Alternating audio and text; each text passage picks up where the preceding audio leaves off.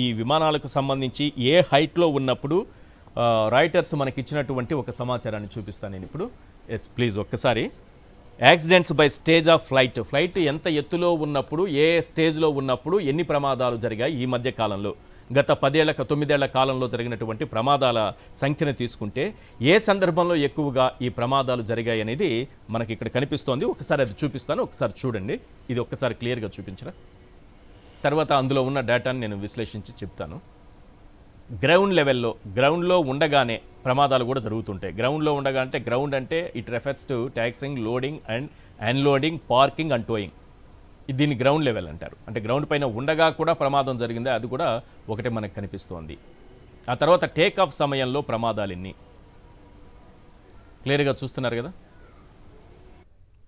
Yes, ఇప్పుడు జరిగినటువంటి ప్రమాదాన్ని కూడా ఒక్కసారి విశ్లేషించి చూసుకుందాము. ఇక్కడ టేక్ ఆఫ్ ప్రమాదాలు 4 కనిపిస్తున్నాయి. గ్రౌండ్ లెవెల్లో కూడా 3 ప్రమాదాలు కనిపించాయి. ఇనిషియల్ క్లైమ్ 2 ప్రమాదాలు ఈ మధ్యకాలంలో జరిగినట్టు ఈ 9 ఏళ్ల కాలంలో.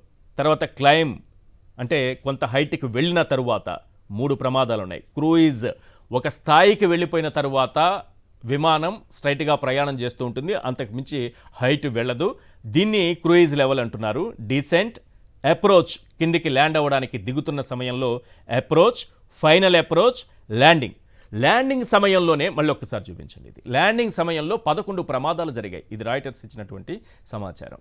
అంటే ల్యాండింగ్ సమయంలోనే 11 అంటే ల్యాండింగ్ టైంలో చాలా జాగ్రత్తగా ఉండాల్సినటువంటి అవసరాన్ని ఇక్కడ మనం గుర్తిస్తున్నాం. మనకి ప్రమాదాలు లేని అతి తక్కువగా ఉన్నది ఎక్కడ అంటే క్రూయిజ్ లెవెల్కి వెళ్ళిన తరువాత తగ్గింది.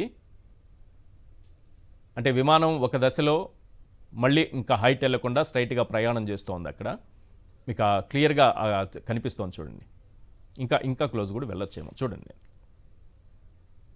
ల్యాండింగ్ టైంలో మాత్రం 11 జరిగాయి. ఫైనల్ అప్రోచ్ ఒక 3 కనిపిస్తున్నాయి. అప్రోచ్లో లేదు, అంటే దిగడానికి చేస్తున్నటువంటి ప్రయత్నంలో ఎక్కడా లేదు. ఫైనల్ అప్రోచ్ దాదాపుగా కిందికి దిగిన తర్వాత మనకు కనిపిస్తుంది అది. సో వీటికి సంబంధించినటువంటి డీటెయిల్స్ అన్నీ కూడా మనం పూర్తిగా విశ్లేషించలేము, ఆ నిపుణులు మాత్రమే చెప్పాలి. వాసుపల్లి గణేష్ లాంటి వాళ్ళే, వారితో కూడా మనం మాట్లాడదాం. ఇది చూస్తున్నారు కదా ఎన్ని ప్రమాదాలు జరిగాయి అన్నది. ఇది చాలా అవసరం, ఎందుకంటే ఇప్పుడు ఇది టేక్ ఆఫ్ అయిన 5 నిమిషాల్లోనే ఈ ప్రమాదం జరిగింది కాబట్టి.